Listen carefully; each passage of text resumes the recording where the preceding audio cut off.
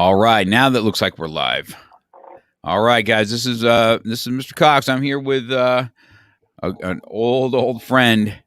I guess I can call you a friend now. I used to babysit you, but now it's I guess when you're in your 40s, it's a different it's a different relationship, I guess, than when you were a young kid. But this is Edan Gross, everybody. He has been part of my family since he's a little kid, and his mom was what would you call it? What do you call it?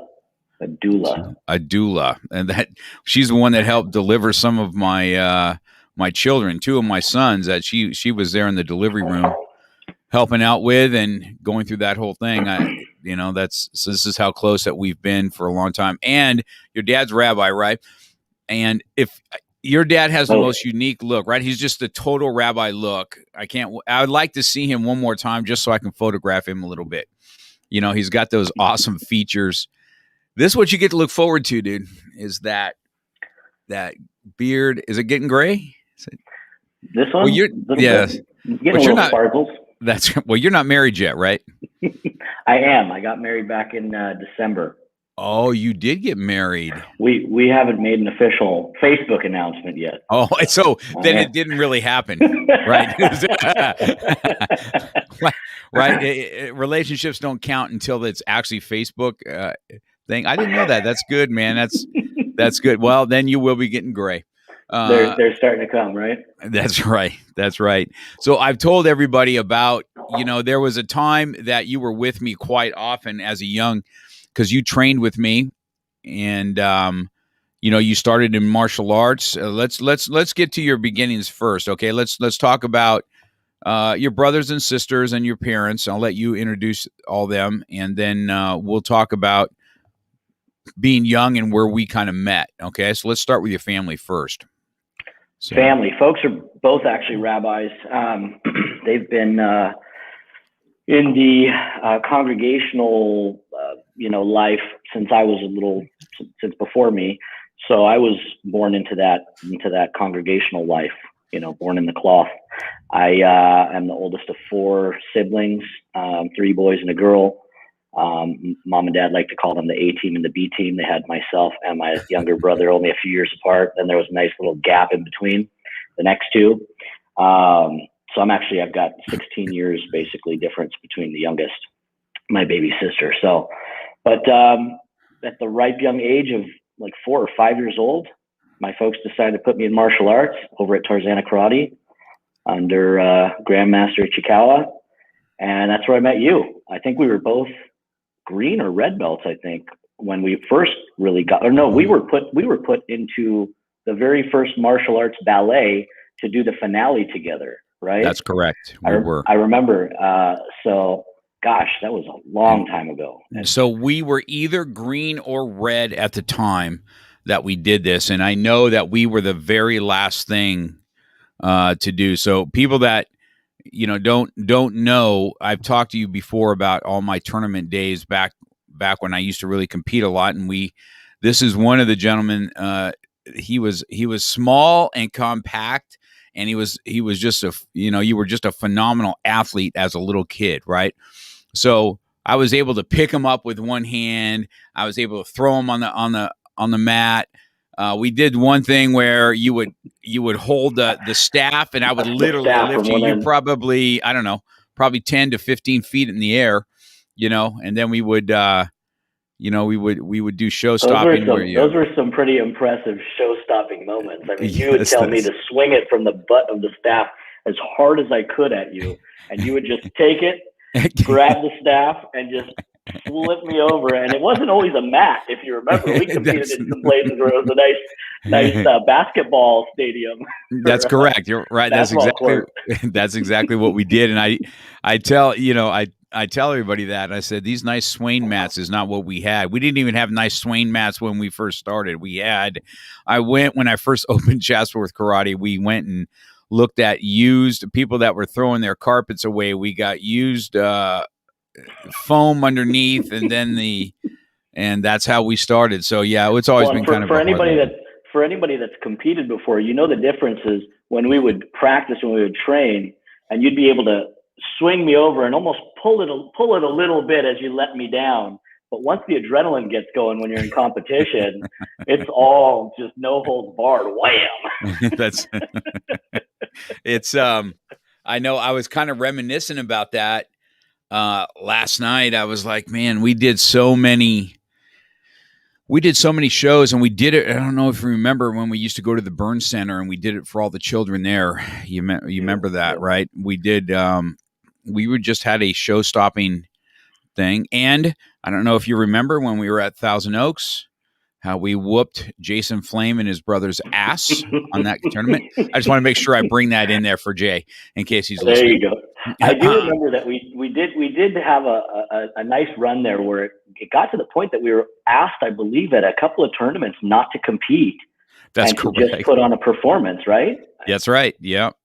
We were smoking people, dude. It was just, we were just a dynamic duel. I was just you were a little kid and I was big, and it was just this. I don't know. We just had we had a good camaraderie, and that's where you and I kind of started, and then I put up some pictures of you and I where you're kind of standing on my leg and doing a side kick. You were a black belt then, so we even we'd been doing this for such a long time together. You know what I mean? It was so. It was a big part of my life. I was at your house probably every week. Your mom would make these giant salmon dinners. I don't know if you remember. I remember that, she introduced you to salmon. I think you didn't like salmon. I couldn't stand fish. And then she made this, and I'm like, what the heck? And it's funny is I still eat it today. You know what I mean? That's because hilarious. of that, right? Great. And great. Right. And because I remember going, oh man, all this Jewish food, what the frick? And then your mom made it, and it was so good. And so it was awesome. So that was, those were just some really fun days. So I was glad that we can reminisce about that, because I've told my students before that there's people in my life that when I competed in tournaments, and you're right, man, we were asked to do performances after a while and not compete, because it was just, we were just smoking people, and it was fun. Those are good days. And so we spent a lot of time together in my younger years. Yeah, we did. Influence on my growing up and my martial arts life and all that good stuff. That's right. So you tell your brothers I'm not the bad guy, even though, you know what I'm saying? And I remember talking to your pops for a long time. So let's, I told everybody about your, being what it was like to be a childhood star. And when I started mentioning stuff that you did, they're like, no way, right? It's like, I don't know. I remember when you were just doing audition after audition. I mean, you were so busy. It's like it's all you ever did. You know what I mean? And I think that's why going to second degree, you were at Chatsworth, because, mom and dad kind of had me go to all your stuff when you were filming. You know what I mean? So kind of being on set with you and being, a caretaker, bodyguard, whatever you want to call it. Bodyguard's my favorite. Well, when you were a kid, I'm sure when you were a kid, you're like, yes, my bodyguard. That's my bodyguard. Well, I mean, I started acting at just after I started karate, I think. I mean, 5, 6 years old. And I probably had just been in martial arts for maybe a year. And things took off at a pretty young age. I started getting work and doing a lot of little, appearances on different television shows back in the day. My first gig was a show probably most of your students never heard of, Trapper John MD, which was probably like the original Grey's Anatomy.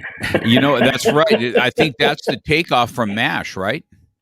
I believe so. Yeah. So Trapper, I forgot that you did that. So Trapper John MD was Trapper from MASH, and that was the spinoff of that show. So that's where it started for you. There, huh? Right there was my first role that I ever played. I actually I remember that very well because I had to be in a cast on my leg, and I'd never broken anything. So it was an interesting experience. I played a kid who I believe the parents were homeless, living out of their car, They went to go do something, get something, and they left the car in an alley, and a garbage truck came and ran into it. And so I ended up going in the hospital, and then they assumed that I was being beaten by my parents. There was a whole like child abuse type of segment, but it turned out they weren't beating me, which is but then I moved on and did a lot of sitcoms throughout the 80s and 90s. I was working in very, very well-known shows like Married with Children or Empty Nest and Golden Girls and Cheers and Murphy Brown and Tracy Ullman Show. I did a lot of guest starring roles throughout, and a number of short-lived series that some made it, a season or half a season, or pilots. And it was a different industry back then than it's become today. But I think at a certain point, after doing enough, that I was at the stage of being recognized and receiving fan mail, and my parents did a great job of kind of sheltering me from a lot of the nonsense that kids might experience in the industry. And we were talking about before we started here, bringing you onto the set on a regular basis, as far as I was told, was just to keep me working out, because I wasn't able to be in the studio all the time and continue my training. And it was important to stay on course to get my black belt, to continue through the training. And so my parents always told me, Mark's coming to help work out and train, but they had you there because they were worried about some of the crazy fans that would send disturbing mail. Yeah, it was, I remember being on set when your parents talked to me about that, coming down there and doing that kind of stuff. And it was, it was different. It was different. It was different kind of watching how, you have to interact with producers and they could take advantage of a child pretty easily, if you're not on top of the game, you know what I mean? So I remember that a lot. That sitcom, I was in that one sitcom you're talking about, Free Spirit, even the Married with Children. I think that's how I got Bud there. You got him to come into the studio. That's why it's funny. I still have his autographed picture up on the wall back from whenever that was, right. You know what I mean? I remember David Faustino.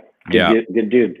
Yeah. He came in and trained for a little bit at Chatsworth here. And so we always had, it was always a good time. And I remember I was just telling you that, and people may not even know these names again, but when Tony Danza was on top of his game, you were sharing, we were sharing locker rooms with those guys, and it was, those were fun times. Those were good times, and I think, I think Ollie Ansari was around too, so, the three of us, you guys were probably the kids that I was hanging out with the most and doing just crazy stuff with. It was fun. Those were good times.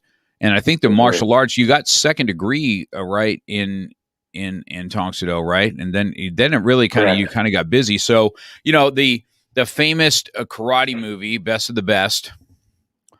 And, good one. it's funny is those guys, all the guys that were in that show, I see them all the time now. You know what I mean? I know. I see that on social media. Right. It's so really I think, cool that it's. I think what I'm going to do is I'm going to ask Simon, especially if he'll come on the podcast, and maybe we'll redo this time and we'll do a little question and answer back from the day, because it's just came out on Netflix, right? So I've told everybody you got to go watch Best of the Best because it just hit Netflix. What was looking back when I was cast in Best of the Best, the first one to play the son. You were on set with me working out during lunch. And that's when Philip and Simon Rhee saw that I did martial arts. They didn't even know that I was a martial artist. And I remember because they were like, wait a minute, what's going on here? You actually, holy smokes. And then they said at that time, if we ever do a sequel, you're absolutely doing karate in the sequel. And years later, of course, they kept their word. But that was because you were on set working out. Yep. I kind of remember that. I remember them because, we were probably doing pad work or whatever, and you remember how you were just super athletic, butterfly kicks and everything else. And I think I made fun of you because on Best of the Best 2 or something, you failed to break, right? You failed to break foam bricks. I'm like, bro, okay. And so, that was what was written in the script. So, you have to follow you got to follow the rules. I remember everybody else got foam bricks. I got rubber. So you show me how to break a rubber brick.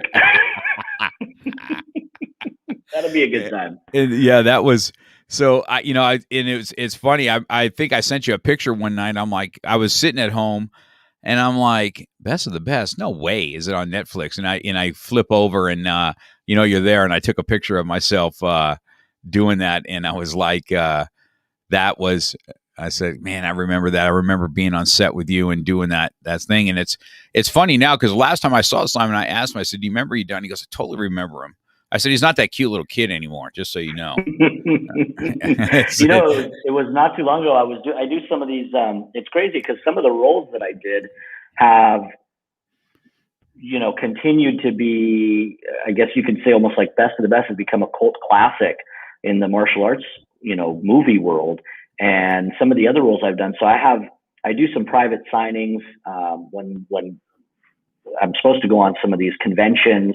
It's been kind of shut down through COVID a lot, but they're starting to pick up again. But I do these private signings, and not more than I guess it was maybe a couple weeks ago, I did a private signing for someone that's a collector that brought a lot of different characters that I'd done. And one of the big things they had were big posters of Best of the Best that had been already signed by a lot of the other characters. So Simon and Philip and those guys are all already autographed it. And so these guys go around and kind of collect signatures as collectors, or I think they sell them online and do different things. So it was just recently. Right. So if you Google yourself, dude, you're right about, but you know what else is a little cultic on you? What people may not know is the voiceovers that you did. And what I see a lot, if you Google Edan Gross, is many people don't know that you were the good Chucky doll voice. In the first three, right? In the first 3 movies. That's right. Right. I'm Chucky, want to play. I'm your friend to the end. That's cool. So that's a big one. That's a big one. And so you see a lot of, a signed Chucky thing from Edan Gross or signed, and it's a picture of you. Man, you were pretty young back then for Chucky. I was like, wow, he's young. You know what I mean? And so I tell everybody, I said, he's the voice of famous people. He's Flounder. Okay. From when Little Mermaid hit the screen for TV, you were Flounder. Right.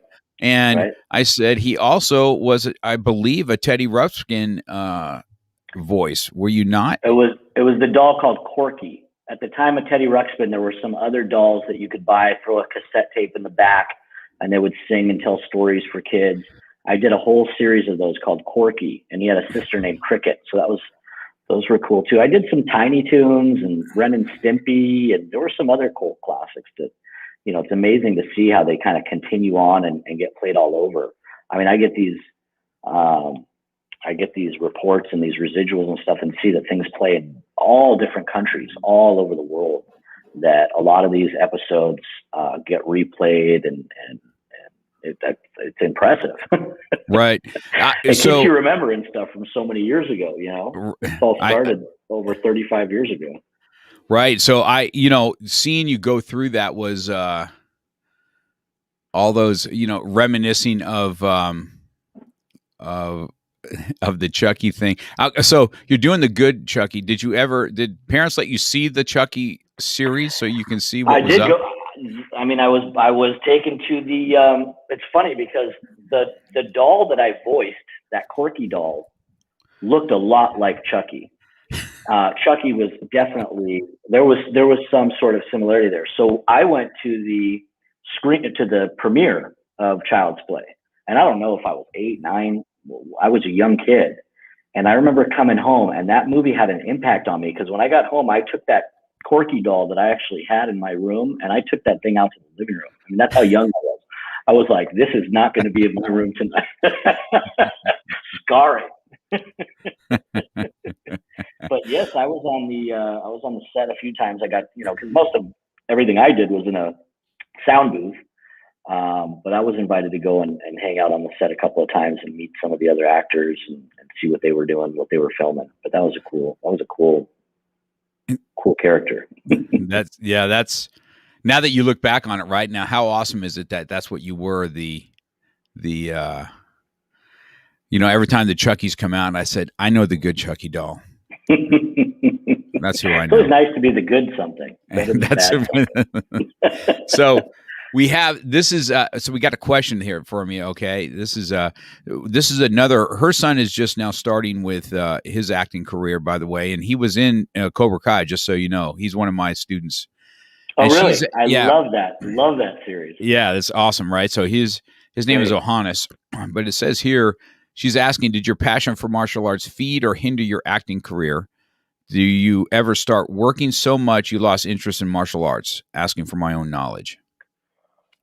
No, almost the opposite. Well, definitely it fed my career. I would say that martial arts had a huge impact on my life overall. I mean, even to this day, just the things you learn in a good martial arts upbringing as a child. I mean, I would definitely be a big advocate for parents who are thinking about whether or not to put their children into martial arts. There's so much more than just self-defense.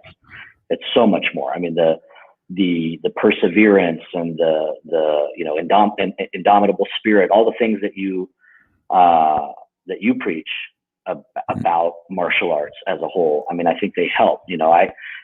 Being an actor is not easy for most people. It's one of those things where very small percentage of people ever work, let alone have a working career. And so the ability to have the training that I think martial arts brings you, that keeps you focused, grounded, humble, and able to take some licks and keep on going, because that's really what it's about. You got to go through a lot of auditions, you got to go through a lot of no's. And I think that the martial arts training definitely helped me. I don't think there were some very busy years, but I would say that, there were times that I missed out on playing, Little League, making an all-star team and not getting to play the whole all-star season or things like that had an impact. But I somehow found a way. I think I always found a way to stay active in martial arts until I took off for that year abroad in high school. I was always at the studio, and if I couldn't be at the studio in the evenings, that was when, I know my parents would find ways to have you come to the sets and work out and stay active in my training. But I don't think I missed too much in the younger years. As I got older, of course, things started to change a little bit. Right. Yeah, that's I think that's true. And, you came up in a different era of martial arts. I mean, you had me when I was probably my most hardcore as far as an instructor goes, right? And so, and I tell everybody, I said, I'm hard today. I mean, we just had a red belt test, man, and I put these kids to the test. They had to spar with me, and they had to full on hit me, and it's fearful to hit people as well as get hit. You know what I mean? And to break through those fears. You know how I've been doing that forever, and but you grew up in a pretty hardcore. I was coming with you too when you started at the church, when you were before you had Chatsworth. So that was back, man. That was Ali Ansari was there a lot. Yes, and I was there as often as I could. I remember coming with you and doing. That was back in the days. I think, was it Mr. Kemmer and some of the other names I'm forgetting right now, but they all started with you there. Yeah, they did. That was at the church, right? Nathan Carlin started there, and Carlin. Right, and so this could be a friend of yours. Benedict Arnold said Free Spirit was a fabulous show. It was a good show. I remember that show. But I remember, gosh, that was back in 1987 is when we actually did that. Can you believe that? 87. Wow. And, that's when, what year did you get your black belt? Did we get it the same year? Because I was 1987. I believe I was right after you. I think. Were you number 109 or something like that, you said? I think it was 104 or 105. So you were at probably Elon and I we were the very next test, I think, after yours, because you were 100, right? I was, So I And think you guys were, you followed me right afterwards. And so I remember you just being, I mean, we just, we lived and breathed martial arts, man. I mean, it was something that we just did. And you and Ollie were just really talented young martial artists that were just, was no joke. I mean, how good you guys were. And fun to see that, when Simon Reed got to see you guys, what you could do when we were on set. It was, those were fun days. It's good. Yeah. Martial arts has been around for a long time for you, for sure. And for sure, it definitely had an impact. I think what, getting through me, that kind of a hard instructor that I was, is probably helpful when you had to get rejections or whatever else, because I mean, it was, lick your wounds and get moving, bro. I mean, so I think that I think my folks had I think they liked your style of keeping me grounded. I know at least my dad never used to let me win at anything if we would compete against each other, no matter how, and some parents let their kids win, right? Yeah. Let the kid win, but my dad didn't let me win. And I think they liked the fact that you would knock me down and make me get up. Yeah, it was, well, your parents were a different breed. They're that generation of my same parents, and it's just a different breed of parenting. And I mean, look what they've produced. I mean, you're just we'll get where we went past next, but even some of the stuff that you did. So when did you decide to go out of the industry, and then what did you take up from there? I think it was really just when things slowed a little bit during adolescence, and there was a point in my career that wasn't working as regularly, and things started to kind of change in the industry. But I think when I left was really when I went to university. I left and went to Berkeley, and that was when I didn't look back. I mean, it was some time that I kind of enjoyed being away from it. I don't know if you remember this, but I wasn't always comfortable being recognized everywhere we went. I mean, if you recall, you used to take me to Not Scary Farm. And right. There were a couple of years that you would call ahead and find out if there was a way we could kind of get a pass, because I was on a show at the time. People would recognize me. So I was always uncomfortable being kind of fawned over and recognized. Yeah. So when I first left, and I went to school up north. It was kind of a nice, refreshing feeling to be away. And I think at that time the industry changed a lot too, and the reality TV started to become very popular, and a lot of the change that I kept giving myself excuses why I didn't want to go back. And only many, many, many years later do you kind of look back and go, oh gosh, what would life have been, had I stayed and made that transition to adult actor. But I have no regrets. I think it had a great, especially now now I get a chance to meet fans in a whole different light, because I'm not in a stage to avoid that fawning. Now it's kind of fun to meet them. I look forward to getting back on the convention circuit and actually, meeting fans and signing autographs, because it's kind of cool when people come to you and they're like, oh my God, Chucky was this, or, Flounder was that to me, to my kids.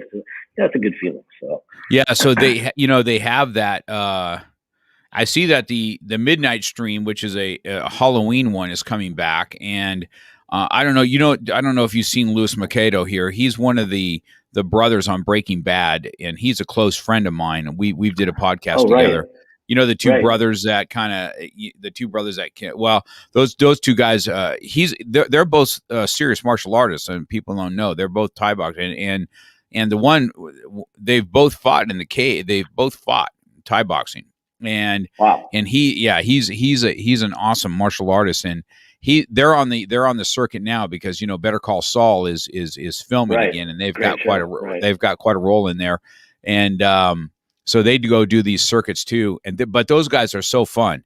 They bring their axe and they got their suits, and they really interact with the crowd, which I'm sure you do the same thing. When people, and then you saw Blake Foster, the Blue Power Ranger. I'm sure you remember Blake. Blake's getting ready to fight in the ring, and he goes and does those too. And it's the cult thing. I think what it is now, when you're adults, right, you get to kind of relive back on what that was like, and and you got to work with what's oh man, I'm blanking on his name, the one that passed away, on Best of the Penn? Best.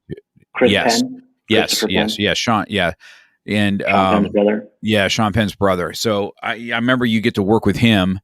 With a lot of cool people. I mean, in the Yeah, first one too, I mean, James Earl Jones and some of the greats, some of the right. big James Earl time. Jones, dude, how awesome was that to be? Now, when you look back on it, right, as an adult, you're like, wow, James Earl Jones, man, because even watching him in Arnold Schwarzenegger's Conan the Barbarian, right, and then you get to to work with him and Eric Roberts. He was no joke either. Now, what was your most memorable thing out of all your act? What did you like the most out of all that? I mean, I really enjoyed just working. I mean, I think I was a little beyond my years as a kid. So being able to, because when I look back, my memories of being a child in the industry, I mean, I, at the time, thought of myself a lot older than I probably was.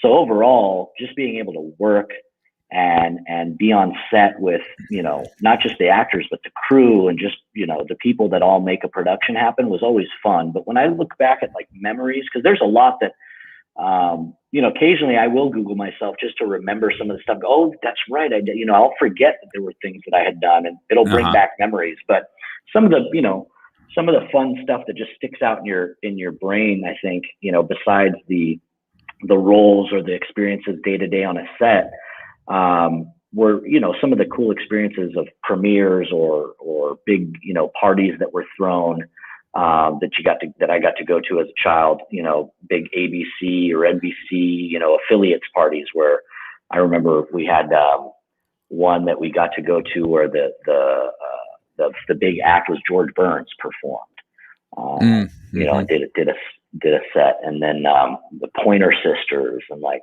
just really cool experiences of shows that were, performed for other people in the entertainment industry. So being a part of, getting to watch that, I think those memories stand out a lot. I mean, it was a very cool experience, incredible life, different than a lot of children would ever obviously experience. So yeah, it was good. Yeah, it was, those are great. You remember Glenn? Do you remember that name? Glenn Sebulak? Glenn. Yes, I do remember that name. He wow. trained with us Listening in yes, he trained with us in Tarzana. Okay. Our forever green belt. There was a lot of times we trained in a lot of places, because I remember as you were kind of in the beginnings of your career in owning studios, I remember when you were starting to help other people in studios too. I remember Acton. We would go out and train there with Mr. McConnell. Right? Yeah, Mr. McConnell. Right. And Frankie. a lot of cool experiences training in different studios coming up. Yeah. We started that thing together out there in Acton, and I just kind of handed it over to him. It was, we go out there and help him do classes and stuff like that, and he's just kind of taken that thing for the last, I don't know, 30 years. We I don't know if you remember that. We started in a garage in Acton. I do. I remember. I remember that garage. And so it, he's done well with that. So it's been good for to see that it is, those bring back memories for me just as much as they do for you. And I just, I've been doing this for so long, and I forget how many people I've kind of, I guess showed the ropes to, so it's been, that's been fun. So we went from, you've always had kind of a charisma about yourself. And I remember now you had, we talked about the owner of my school here, right? Bob, before he passed away, in 2012, right. The one that owned this building that I'm having now, and, that I have now. And we were talking about how he made his first $1 million selling vacuums door to door, right? And the Kirby vacuums, right? And so you and Travelina, I think, both did that. Is that correct?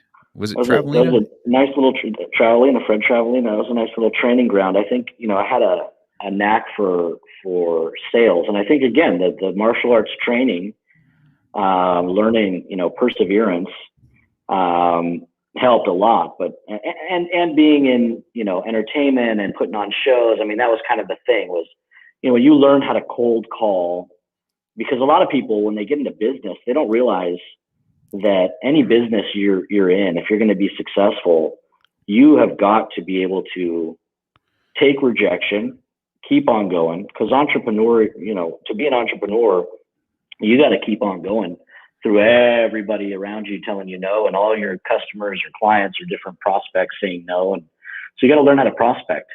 But, you know, a lot of successful people will look back and say that, you know, they sold whatever it was door to door, you know, whether it was the encyclopedias or the vacuums or the hair products or, you know, whatever they sold, really kind of helped train them in their road to success and their, you know, business life. And so that's right. Fred and I got started doing that, worked our way up. I mean, I ended up having a nice career consulting and traveling around different sales organizations and training them on all aspects of, you know, cold calling and presentation and creating, you know, sales process within organizations, which was great, you know. But then I found a passion for real estate and, you know, the commercial end of things. And that's where I've ended up being able to kind of put everything together, you know, the leadership, the training, the development, and all that stuff.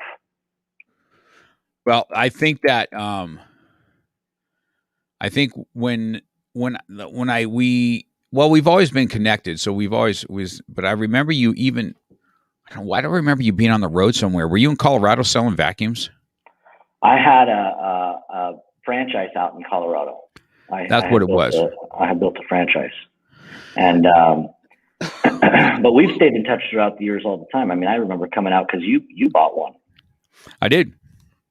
And I came out. I said, "All right, come and set up this machine," and you did the, you know, you did the whole shtick for me, and I'm like, "All right, I'm just gonna buy it." You know, I don't know if I wanted it or if I wanted to help you. I don't know which one it was back in those days, but it was the most expensive vacuum I've ever bought in my life. That's right. That's right. And so, it's funny is that we still have it. That's you know great. what I mean? So. Yeah, we still have that. We still have that vacuum, and just to know that somebody that can go door to door. I mean, listen, man, that's a certain type of person that can knock on a door, get their foot in the door, set up a demo, and then turn around and sell it. And then you guys did that and taught other people how to do what you did, and probably took a piece of everybody's sales. Is how that worked out. Right. So you set up this whole works. Right. It's you build, you know, it's like when we, if you remember, you got me into the multi-level marketing way back when. You know, it's kind of a similar thing. You learn, you know, you sell, and then you learn to recruit and train other people how to do what you're doing successfully. And then you get a piece of that, and you just grow and you grow and you grow. And as long as you stay, you know, consistent in all the different facets, you just keep growing and growing and making more people successful around you makes you more money. Yeah, I think that, you know, and this is one of those things where I started this podcast, is not just martial arts training, but what martial arts takes you out into the real world. How do you get out of the dojo and go to the real world? You know, I tell them, you know, I told us, and you probably remember me saying this a million times. You get through my black belt test, okay, and you're going to be able to, you know, because I was hard. You know, if you didn't do your paperwork right, you got in trouble and all that kind of stuff. And I've always told everybody, if you miss these deadlines and you miss things, there's a reason I make you do a paperwork. There's a reason I make you have a teacher sign something. There's a reason for all that stuff, because if you miss any of these steps while you're going in college process or a job process, and you miss this stuff, you're going to miss money. You're going to miss, you know, you maybe have a deadline of a FAFSA or something like that, and you've screwed up, and now you've lost scholarship money, or you half-ass a resume, and then, you know, what does that look like? You know, you lose out on that, and how to take rejection, how to take failure. I mean, back when you trained with me, I mean, it was not uncommon to retest at red belt level. Matter of fact, of course, you're right. I even Bo DeRocher, as talented as he was, I remember something going on in his red belt ranks where I was like, no, man, you're not red belt testing. And he was the best one I ever had. And I'm like, no, not happening. And so I think all that, and this is where I brought this podcasting on, because I think it's not just martial arts. It's just getting you guys that are successful. Now, you were successful as a child actor. Did you have any stints when you're going through anything where there was times where you were just kind of like, what am I going to do with my life? And I'm just not where I want to be. Did you have any of those, and how'd you persevere through that? Well, of course. I mean, I don't care who you are or how successful you are. There's always going to be that voice, that creeps in at some point when you're low, because we all go through the peaks and the valleys. And so there's always going to be a time in your life. I haven't had one specifically. I've probably had many different times in my life where I looked at it and I say, gosh, I should be here and I'm here, whatever the case is. I'm not happy with the way something's going, or sometimes looking back and say, I'm not happy with those decisions that I made at those times. But you have to be able to look past that. Somebody said, when you get knocked down, hopefully you end up on your back so you can look up, because if you can look up, you can get up. Right. And that's kind of the key, is to always, I always used to tell people, I probably still tell people this, is, you're going to have times where you're negative, and that's okay. You're allowed to be negative, but give yourself a time limit, be negative for 5 minutes and then get over it. And let's move on, and let's look forward to the next thing that you can persevere. Every single, everything that happens to you or happens around you that's bad, you can always find some good. And I think that the difference between successful and unsuccessful people is that ability to find that good and to find that positive, right? I mean, your attitude is everything. And I think, your attitude is really about your outlook. And if you can have a positive outlook on the way things are, the way things can be, you can always continue to move forward. And yes, martial arts and the training that you put people through, the testing that you put people through, I think that has a huge impact. And I don't think that should change too much. I think kids need that, adults need that, young adults need that, because it's true. When you get out in the real world and you miss, you're not on point about something, it can really have a big impact on your life. It could be a detrimental thing to you. So listening to you talk, right? Listening to you, I mean, it's pretty awesome to listen to you. Going from being a on set bodyguard for you, and then to listen to you start, what that looked like and how to motivate others through what you're doing is, that's awesome. It's awesome to see as you guys grow up to be men of your own, and the lessons that were learned. So did you have any of that? Listening to that last comment you said, so I want to go back to where. Was it just fun for you when you went, or for when you were going to do auditions or anything like that? Was it fun, or did you have a competition edge that I'm going in to get this thing, or was it just something that just came natural and easy? Well, I think a little bit of all of that. I mean, the reality is my parents didn't want me to be an actor as a child. A lot of parents I meet that talk to me about their children being in the entertainment industry, a lot of times it's the parents, look at their kids and say, oh my God, my kid is the cutest, or my kid is the most talented of any kid out there. I want to put him in the industry because it's something maybe that they just think is exciting or cool or awesome, or maybe they wanted to. It was a little different because I actually grew up in a house where my parents both have their graduate degrees, doctorates and masters in education. So I didn't even have a television, if you remember. I remember. I totally remember. So the fact that at 5 years old, I guess I told my parents I want to be an actor. They were probably wondering how I even knew what that was, right? I want to be on television. What do you mean? You've never even seen a television. So I really pushed my parents to put me in the industry, and they didn't even know what to do. They put me in a summer workshop doing theater. So I was in a play, I believe it was Wizard of Oz. I was the King of the Munchkins, and I was a talking bush. And at that time, here in Los Angeles, that was a time when agents would be out looking for talent. And so there were a couple of agents from 20th century artists that were in the audience watching these kids put on a play. And they discovered me. They pursued me. And I know that because they came and asked me after the play was over for my phone number. And at, the ripe young age of 5 years old, I knew our home phone number, and I gave it to them. And they called and pestered my parents for, I don't know how long, weeks, months, however long it was. And I didn't realize what was going on. And at a certain point, I guess I picked up a telephone call and overheard my parents telling them no. And my parents remember that, and I remember hearing the story as they told everybody how I ever got into acting, was that I overheard this phone call that they said no. And I went into my parents' study, their office, and I got up in their face and I said, "Hey, you can't run my life for me."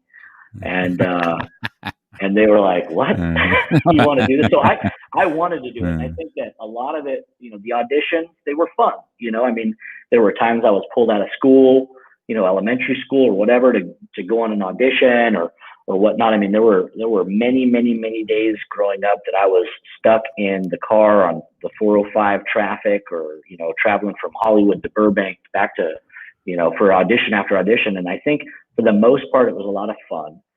There was definitely a part of me that just wanted to win, right.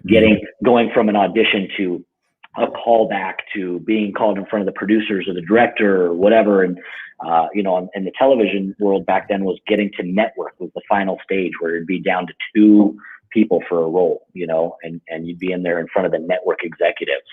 And so there was definitely, those auditions were not fun. I think going on auditions in general was fun, but when you were getting down to the wire of whether or not it was going to be your role, wasn't the fun part. That was just about winning. That was about, coming home with the gold. And, but it wasn't even money driven. I didn't even know the money I was making as a child. My parents kind of kept me, not knowing or understanding all that. They gave me a checkbook at 6 years old, opened up a bank account for me, only put very little, amounts so I could learn how to balance a checkbook and operate, have a little bit of financial literacy. But as a child, it was about winning, I think. And it was about getting that role. And then the fun of being on set, working with people, and being in this adult environment, right. That was what it was about. That was what it was really about. Well, competitive is something that we both were competitive. I mean, we didn't go to tournaments to lose. I can tell you that for a fact. Okay. All right. Matter of fact, we got, just like you said, we got so good that they didn't want us to compete anymore. I mean, when we came, especially local ones, we just, but everybody loved to see, everybody loved to see our performance. I'm going to find that performance, dude. I'm going to find it, because my dad taped every single thing. He taped everything. I remember. All right. So I have this, I have this around somewhere, and I will find this, and we will get it out there and be awesome. Reminisce and about that. Cause I'm almost positive we definitely have the one that we did in the Thousand Oaks studio. I know for a fact when we were red belts. Okay. Before we even black belts with that, when we were doing that. Didn't we do something for the Muscular Dystrophy Association with Jackie Chan or something like that? Didn't we perform?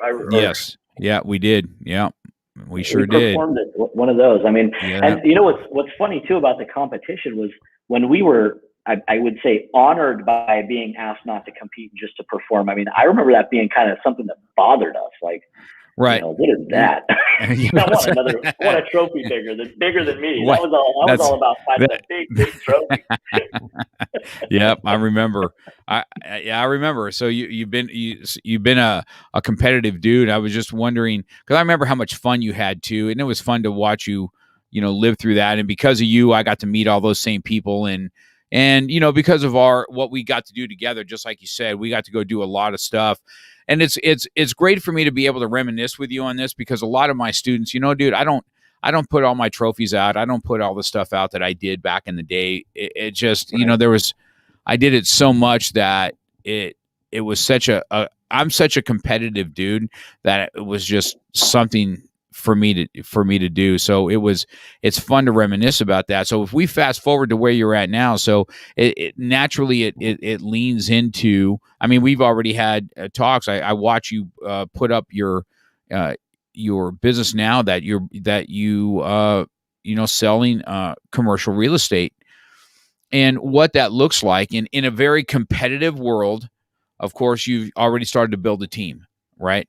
Right. And because I watch what you put up, and I mean, I'll tell you, that gym that came up for sale that one time, man, Mm-hmm.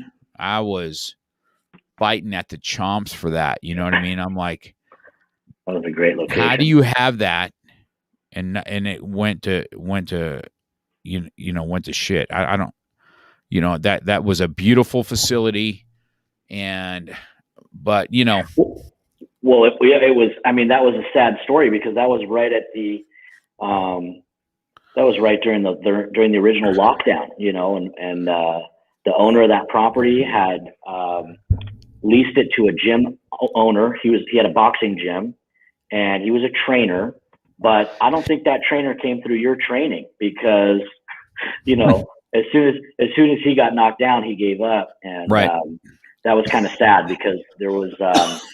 I remember going in there when I first listed the property. I went to go meet the tenant, and he was in the rears because of everything being shut down. He had opened up, and I think within a very short time, I mean, he had a lot of active members at his gym, and he went from building within 1 year to just shutting down. And I had asked him, hey, if an investor wants to come in here and find a way to work things out with you and keep you afloat because you're obviously got something going until you're allowed to reopen, is that something you'd be open to? And he was like, no, I'm done. It's like, right. Imagine and talking about it, seeing that facility, and I was like, wow, because obviously you saw us in COVID too. I mean, within 3 to 4 days we were up and running. Thank goodness for Zoom and whatever else we had to do because right. What we can't teach perseverance and then not have any. You know what I mean? It's just not. It's just not. That's just not the leadership that I aspire to, or to have people to aspire from me to. And we just had a team that went to work, and I'm sure so in lockdown. Were you just starting in this industry? I was a few years in, but I was just getting things rolling. It's commercial real estate is not like the residential industry that a lot of people. Everybody you meet's got their real estate license and sells some houses here and there or whatever. To build a career in commercial real estate, I mean, it takes a while. It takes a long time to build a network of people that trust you, that list these multi-million-dollar properties with you, and that buy from you. And you got to learn and understand the finance side of things too, to be able to really educate someone on how they make money in a deal. Especially, I mean, we've talked about this, looking at the LA market, how difficult or challenging it is for someone to even have a chance at buying any piece of real estate here. And so, but things were starting to get going for me, just kind of on that cusp of really feeling that pop, that transition. All of a sudden COVID happened. And I remember as we were first hearing about it and not even realizing what was to come and how drastically our world was going to change overnight. And that's one of the things I would say, that I've always been drawn to working with good leaders, people that are good at team building, and I'm fortunate enough today to be in the same situation in the firm that I work with. Our managing director, who, really pretty much is responsible for recruiting me into this industry and training and teaching me. But we all kind of buckled down and immediately went to Zoom meetings, and instead of having our we have multiple offices that meet virtually every single week. And at that time it turned into every single day, and staying on top of discussing with each other what's going on, what are we hearing from people, what do we think is going to change in this market. And, fortunately enough, because I understood the importance of hard work and perseverance, and not really letting these outside circumstances affect my desire, my level of stick with itness. And so things really, I was blessed that 2020 was actually, continued to develop the way that it was supposed to, and momentum built. And, we continued to meet virtually, and then we were back in the office, pretty quickly, safely. And we were able to continue growing a team. And 2020 has turned into a phenomenal, building year into 2021 that we're continuing to grow as an organization. And it's fun to be a part of a winning organization. When you have a leader that says, we're not going to give up, we're going to keep fighting, and the fact that you kept your studio going and finding a way to keep people involved, active, and focused on their goals and moving forward. I think that's super important. People want to be a part of a team like that, People definitely want to be part of a winning team. I fully agree with that. So it's in an industry that is super competitive, to see even through COVID how you were still out there, banging these things out. Because me, every time you put something up, I'm always got my ears up. The little apartments that come up, and then you see what it is in LA, and you're like, what the frick, man. And so, but some people get to capitalize on that, right? You get investors that can capitalize on when things are down in COVID. Now, watching what you said today, this is important for my students to listen to in case you missed this, because I heard this right out of the gate. You said during COVID, I got my broker's license. So it's not like during COVID I sat on my ass and whimpered away because these things were so hard.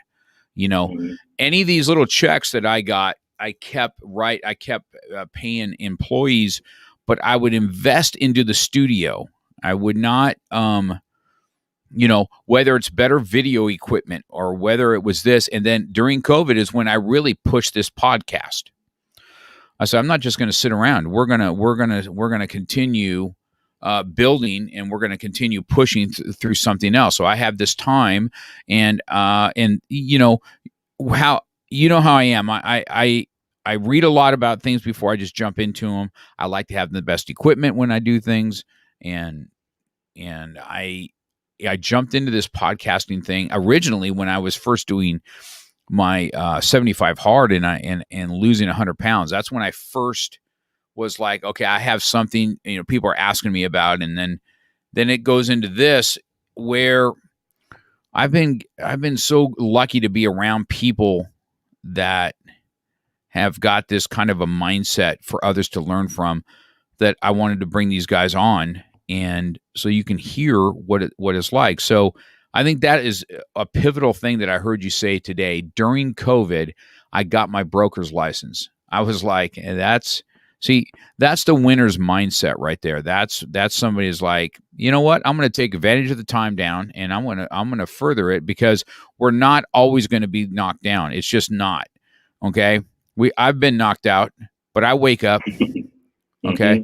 I mean, I've been on the mat, man, but seeing stars before, right? I've knocked people out and I've been knocked out. I've had them both. And, both times there's lessons learned, usually more Absolutely. from being knocked down than there ever was. My wins is not what taught me. It's my losses that taught me. So true. That's so true. So go ahead. The reality is when you win, the feeling you have, it's not a learning experience usually. I mean, a good winner will be able to take the time afterwards to look back and say, what were the things that I did that helped and caused the win? And that's important. But most of the time when we win, we're not learning much. We're experiencing, and we're ego gets in, and we feel great about what we've done. And look at me, I'm accomplished. But when you get your butt kicked, that's when you learn. And I think that, if you talk to any successful person, it's going from failure to failure to failure to failure without losing the enthusiasm, so that you can keep going. And that's you take each of those failures as not as a failure, but as a lesson that's learned, that you can then apply something to change, to be different in the next, attempt. And that's what winning is. Winning is not always getting the knockout. Sometimes you win when you get knocked out yourself. That's correct. Yeah. So that sounds great. I think that's a great segue on how to end. What's the name of the company? So what's the name? Who do you work for? Centennial Advisors is our firm. We're a boutique brokerage with multiple offices, started by a gentleman named Justin White. Big shout out to Justin. He was a manager of one of the largest firms out there for many years. Looked at things and said, I think I could do brokerage a little bit better, or a lot better.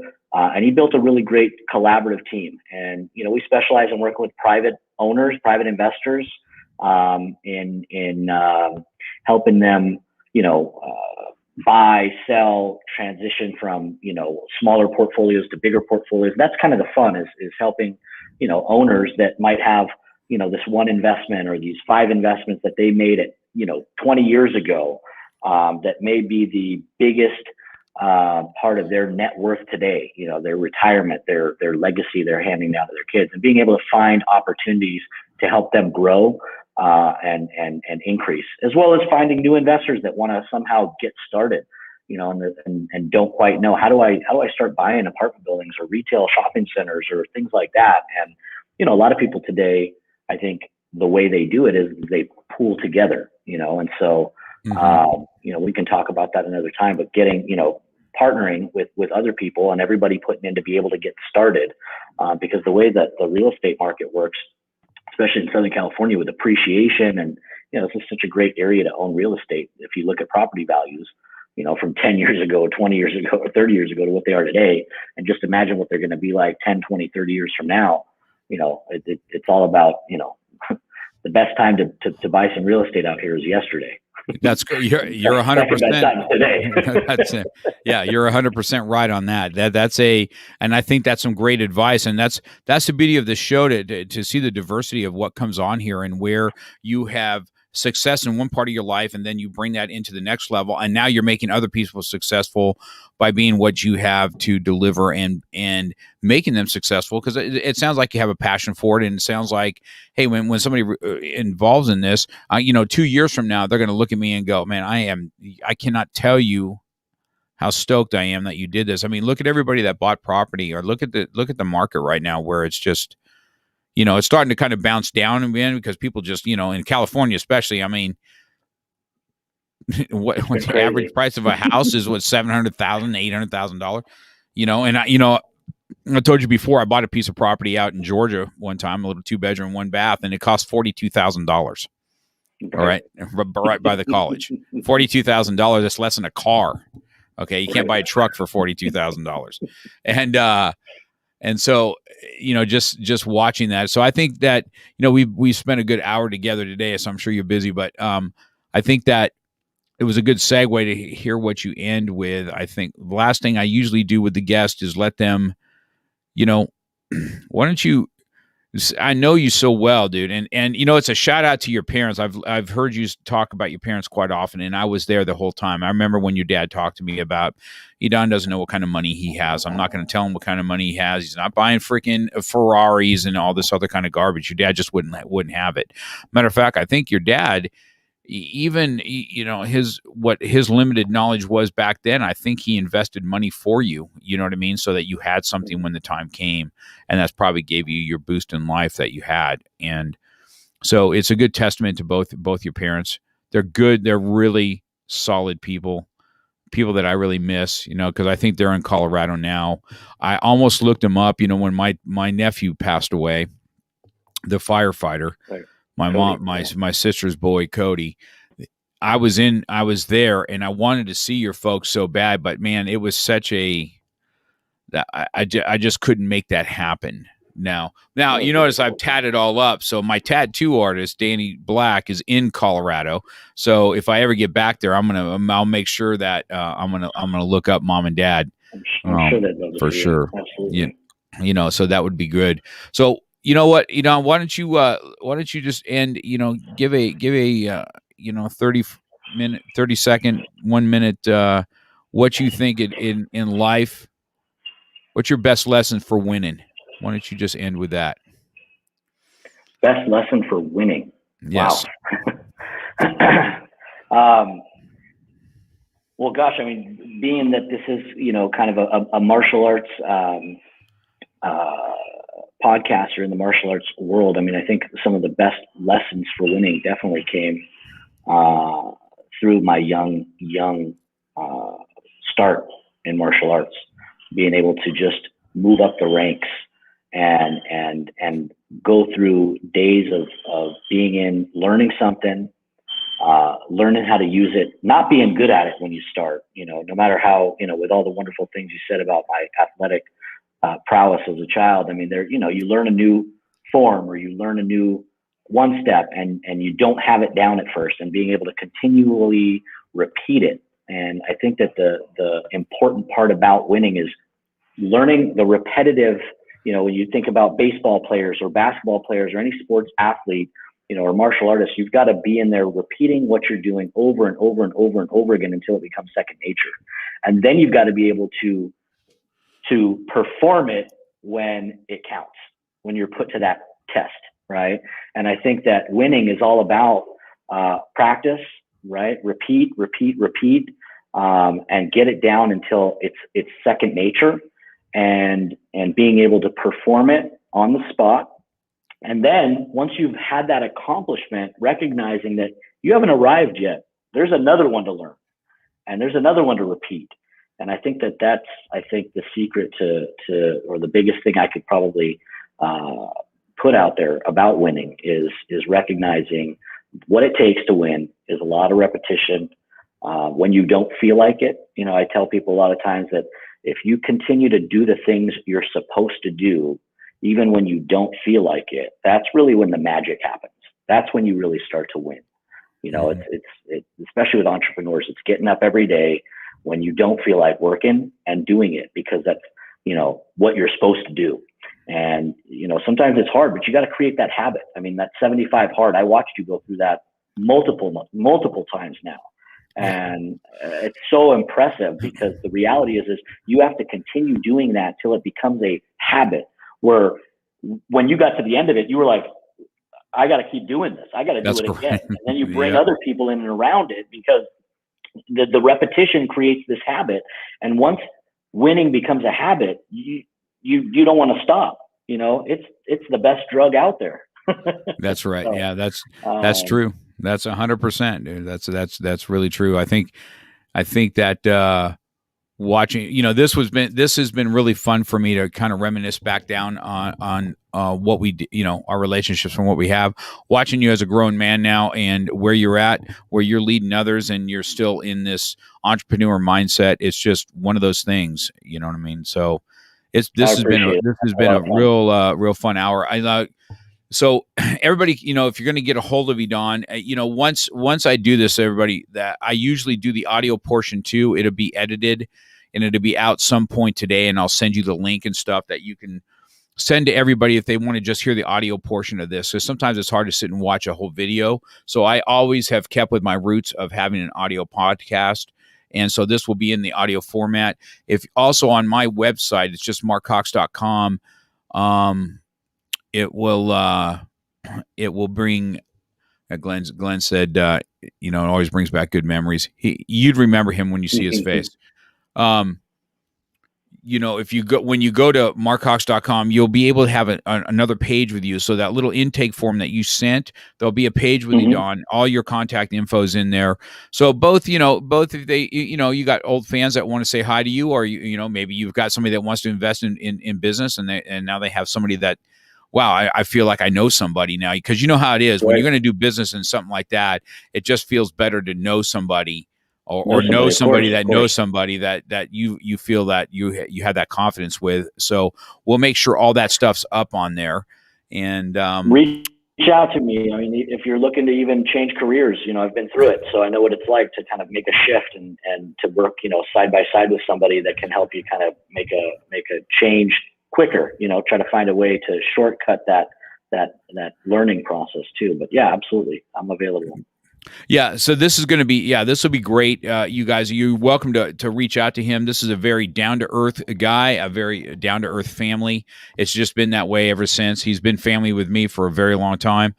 was great to be able to catch up with you, Don. So I look forward. You too. I'll have all this stuff on audio for you. I'll send you links. You can, put all your stuff out there. Make sure you share it with everybody when you can. And our next go around, I have some other podcasts. Sometimes we're going to look at just an entrepreneur podcast where we're going to have multiple guys on there, because we have multiple people from. I mean, imagine the podcast having you, Ali Ansari, because he's super successful, right? Just like you are, and his background, will be something to talk about, and then have other black belts of mine like Carson Fortner that owns this, and have this entrepreneur time where people can see what the martial arts did into to push out these awesome business entrepreneur men. So it's been good. I'll look forward to you being part of that. All right. I will. All right. So go Absolutely. out there. Thanks, Mark. and love you, bust man. it. Well, love you guys too, man. We'll see you. All right. Bye-bye. Bye.